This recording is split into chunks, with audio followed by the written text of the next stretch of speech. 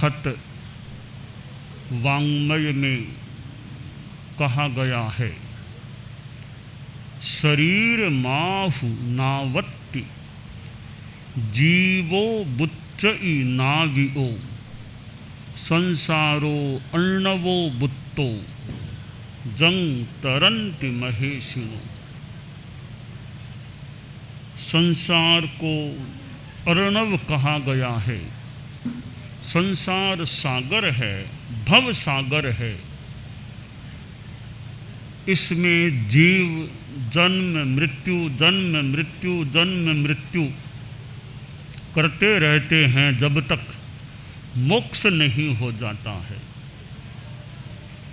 अब प्रश्न है, इस संसार अर्णव को कैसे तरा जाए, कैसे पार पहुंचा जाए, कैसे इससे मुक्त हुआ जाए। तो सागर को पार करने के लिए नौका, नाव की आवश्यकता है।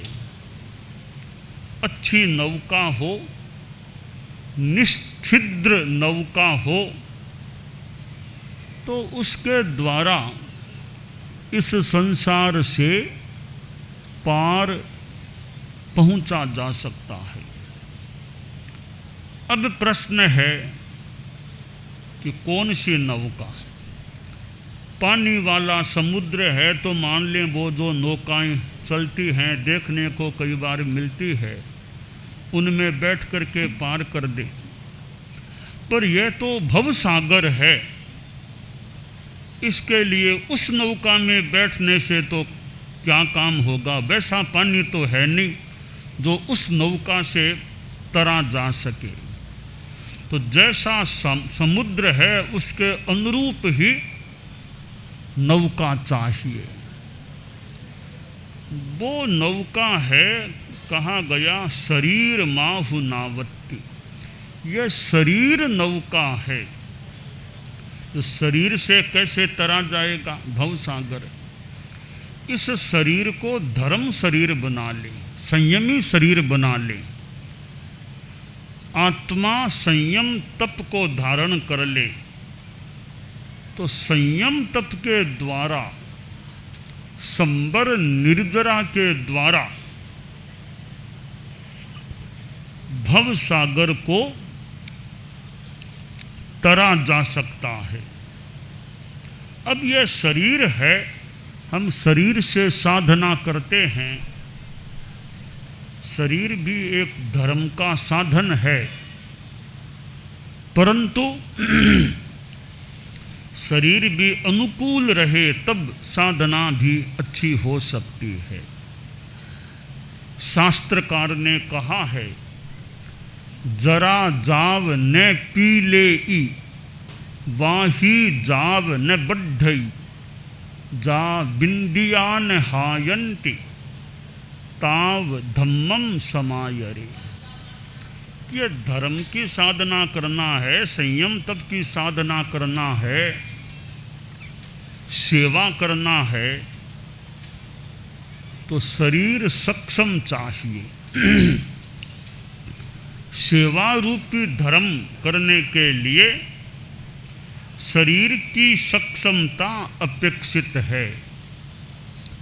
अब शरीर की सक्षमता 3 संदर्भों में है कि बुढ़ापा पीड़ित न करे तो शरीर सक्षम रह सकता है।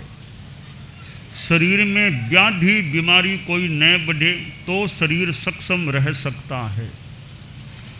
और इंद्रियां बलवान रहें, अहीन अक्षीण रहें तो शरीर सक्षम रह सकता है। शास्त्रकार ने कहा कि जब तक बुढ़ापा पीड़ित न करे तब तक धर्म की साधना कर लो। खासकर हम सोचें तो सेवा कर लो। बुढ़ापा आ जाता है, वो बुढ़ापा हावी हो जाता है, प्रभावी हो जाता है, पीड़ित करने लग जाता है, खुद आदमी कई बार सेवा लेने वाला बन जाता है, फिर देने क्या सेवा दे सकता है। और जवानी चली जाती है, बुढ़ापा आता है, तो शरीर पर असर भी हो सकता है।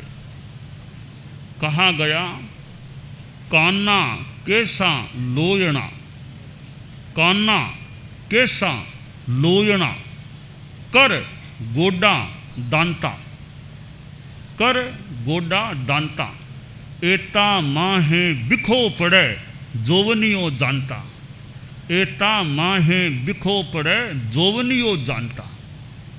कि जब जवानी जाती है यानी बुढ़ापा प्रभावी होता है, तो कान पर असर, सुनने में कुछ कठिनाई हो सकती है।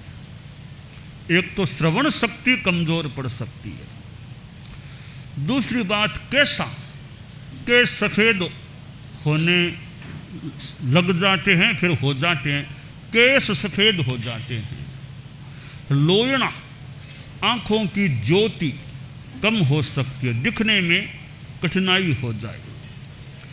कर, हाथ में भी जो शक्ति जवानी में कई बार होती है, जवानी में बोझ भी ज़्यादा उठा ले, बुढ़ापा अब का बोझ उठाओ 15 किलो 20 किलो, कई बार हाथ कांपने लग जाते हैं, तो वो कठिनाई हो सकती है। तो गोडा, गोडों में दर्द रहने लग जाए, 15 किलोमीटर चलो मुश्किल है, 10 चल लो मुश्किल है, 7-8 चल लो अब वह भी मुश्किल है, कि अब बुढ़ापा आ गया है, तो गोडों में असर हो सकता है। एक समय होता है जैसा आदमी चाहे वैसे गोडे मानो चलते हैं, बाद में गोडे चाहें वैसे आदमी को चलना पड़ता है। हमारे संभवतः मुनिश्री थे, मुनिश्री से कहा गया, या बात हुई, वो बोले कि एक समय था मैं कहता वैसे मेरे गोडे चलते, यानी दूर दूर लंबा लंबा चल लेता, अब जैसा गोडे कहते हैं वैसे मैं चलता हूँ, अब ज़्यादा नहीं चल सकता। यह वृद्धावस्था में हो सकता है। तो दांता, दांत भी फिर गिर जाते हैं, पड़ जाते हैं, तकलीफ हो सकती है, फिर नए बनाने पड़ने की बात आ जाए। तो काना कैसा लोयणा, कर गोडा दांता, एता माहे बिखो पड़े जोवनियो जानता। तो बुढ़ापा पीड़ित न करे, तब तक जो करना हो सो बढ़िया काम कर लो, धर्म कर लो। और बुढ़ापा तो नहीं आया, यानी उम्र ज़्यादा नहीं है, पर शरीर में बीमारी बढ़ जाए, बीमारियां लग जाए, किडनी की तकलीफ, लिवर की तकलीफ, कहीं हार्ट की तकलीफ, किसी के बीपी की, शुगर की, ऐसी बीमारियां कुछ लग जाए, तो उम्र छोटी होने पर भी कई बार फिर बाद में ज़्यादा काम करना मुश्किल हो जाए। तो व्याधि न बढ़े, तब तक करना हो सो कर लो। और यह इंद्रियां क्षीण न पड़े, कान आँख आदि इंद्रियां सक्षम है, तब तक जो करना हो सो कर लो। तो शरीर की सक्षमता का हमारे संत लोग बैठे हैं, शरीर की सक्षमता का महत्व है हमारे लिए, कि शरीर सबल रहे, सक्षम रहे।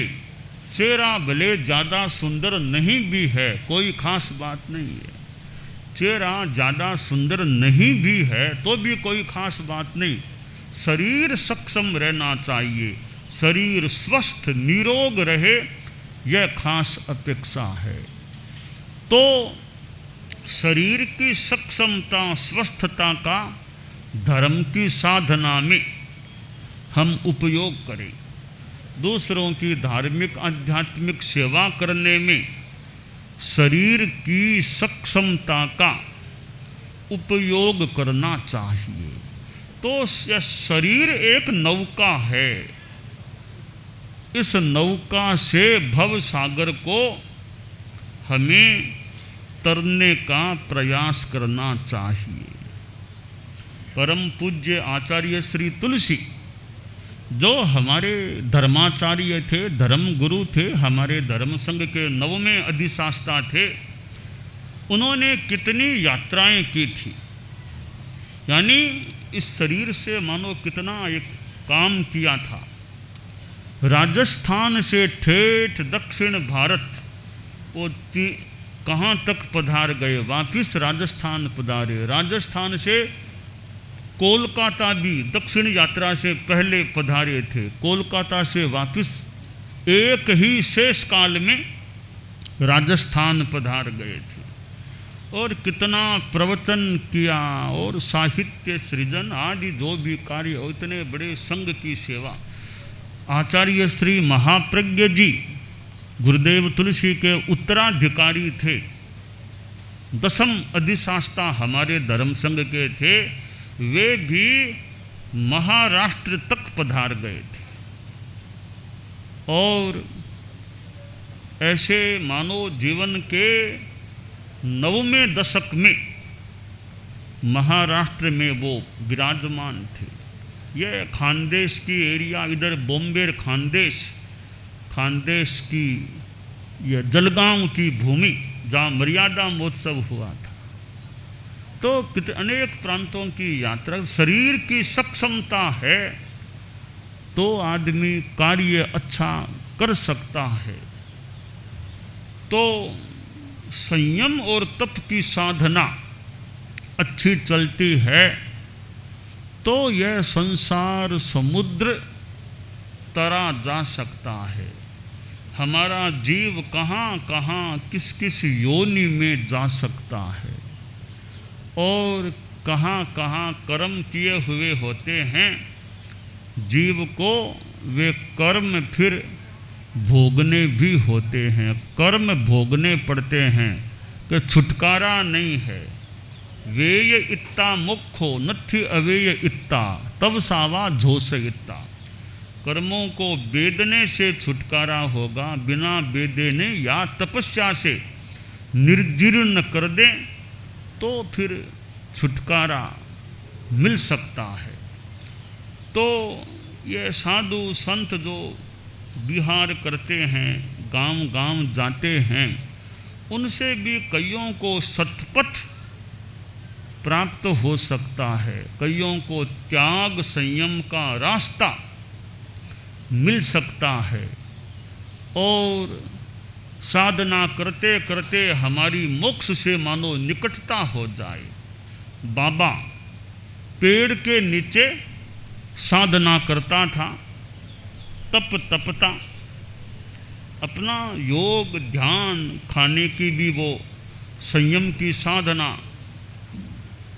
एक दिन कोई लड़का उधर से गुजरा तो सन्यासी को हाथ जोड़ा। सन्यासी बोला, बेटा कहाँ जा रहे हो? तो बोला कि इधर आगे कोई योगीराज का आश्रम है, बड़े ज्ञानी योगीराज, ऐसा सुना है, प्रश्नों के उत्तर भी देते हैं, तो उनके दर्शन करने कुछ प्रश्न पूछने जा रहा हूँ। सन्यासी बोला, प्रश्न पूछो तो एक मेरा भी पूछ सको तो पूछ लेना। कि बोलो बाबा क्या प्रश्न है? कि मेरे अब कितने भव बाकी हैं, कितने जन्म और लेने पड़ेंगे, मुक्ति में कितने जन्मों का अभी अंतराल है? तो ठीक है, मौका होगा तो पूछ लूँगा। लड़का आगे बढ़ा, बढ़ते बढ़ते वह योगीराज का आश्रम आ गया। तो योगीराज क्या बहुत भीड़ थी, तो वह कोई कार्यकर्ताओं से मिला भी मुझे भी दर्शन तो कराओ निकट से योगीराज महाराज के, कुछ बात भी करनी है। कार्यकर्ता बोले, भाई बहुत भीड़ है, अब नंबर आते आते आएगा, तो मेरे जल्दी नहीं है, आज नंबर आए, कल आए, परसों आए, मुझे बता दो कब संभावित है बातचीत का टाइम मिलना। तो जो उनके योगीराज के सचिव और थे, उन्होंने कहा, भाई आज तो मुश्किल है, बहुत भीड़ है, कल शाम तक संभव है। तो मैं यहाँ रह जाऊँगा शाम को, कल शाम को टाइम दिला दो। अगले दिन शाम को फिर उसको टाइम मिला योगीराज का। कई प्रश्न पूछे तो एक बोला महाराज एक बाबा का प्रश्न आप कहो तो पूछूं। तो बोलो। कि वो यहाँ इधर एक बाबा रहता है पेड़ के नीचे, उसने पूछा कि मेरे कितने जन्म बाकी हैं मुक्ति पाने में, कितने जन्म और लेने पड़ेंगे। उत्तर दे दिया। अब वो लड़का वापस अपने घर की ओर जा रहा था तो वो रास्ते में बाबा का स्थान आ गया सन्यासी का। तो सन्यासी प्रतीक्षा में था कब लड़का आए रे मेरा उत्तर दे। देखा लड़का आ गया। बोला बेटा आ जल्दी आ। हाँ बाबा आ गया। प्रश्न का उत्तर बाबा लेकर आया हूँ, प्रश्न का उत्तर लेकर आया हूँ। कब बताओगे? तो 5-7 मिनट आराम कर लूँ मैं, फिर आपको बताऊँगा। लड़का 5-7 मिनट बैठा, थोड़ा सुस्त आया, थोड़ा ठंडा हो गया, पसीना पसीना पूंछा किया, फिर आया निकट। बोला महाराज योगीराज ने कहा है कि तुम जब उसके पास जाओगे, इस उत्तर को बताओगे, उस टाइम बाबा जिस पेड़ के नीचे बैठा है उस पेड़ में जितने पत्ते हैं, पेड़ पर जितने पेड़ में पत्ते हैं जितने, उतने जन्म और लेने पड़ेंगे सन्यासी को। सन्यासी ने देखा अरे तो हजारों सैकड़ों सैकड़ों हजारों पत्ते हैं पेड़ के, तो इतने जन्म और लेने पड़ेंगे। कि योगीराज ने कहा जब तुम उत्तर दोगे उस समय जितने पत्ते उस पेड़ के होंगे उतने जन्म लेने पड़ेंगे। कहा भैया जन्म तो बहुत बाकी हैं।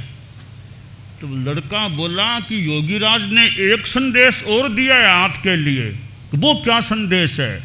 कि योगीराज ने कहा कि सन्यासी तनाव में न चला जाए, कि उसको बताना अनंत अनंत जन्म कईयों को लेने होते, अनंत अनंत जन्म होते हैं, तो अनंत जन्मों की अभव्य जीव को तो और अनंत अनंत लेने पड़ेंगे। उसकी तुलना में तो बहुत थोड़े जन्म हैं सन्यासी के, कम से कम सीमा तो हो गई ना, इतने जन्मों के बाद मोक्ष है। अभव्य को तो मोक्ष मिलता ही नहीं है, सन्यासी के निश्चित है मोक्ष मिलना। इतने जन्म है तो अनंत अनंत की तुलना में तो बहुत कम जन्म है।